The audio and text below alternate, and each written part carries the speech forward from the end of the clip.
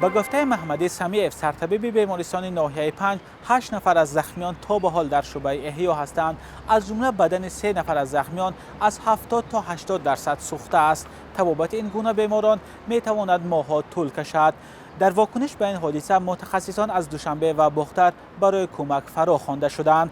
در حالی که نزدیکان بیماران برای صحبت دسترس نیستند، سرطبیب بیمارستان گفت بیماران با دارواری رایگان تامین شدند. وزارت کارهای داخلی تاجیکستان سبب ترکش روز 20 می در بازار ناحیه 5 را رعایت نکردن قاعده‌های بی‌خطری هنگام پر نمودن بلان گاز مائع عنوان کرده بود.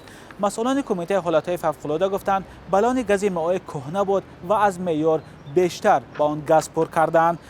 این بار اول نیست که در منزل ساکنان و نقطه‌های فروش سوزشواری در تاجیکستان ظرف‌های گاز مائع می‌ترکند.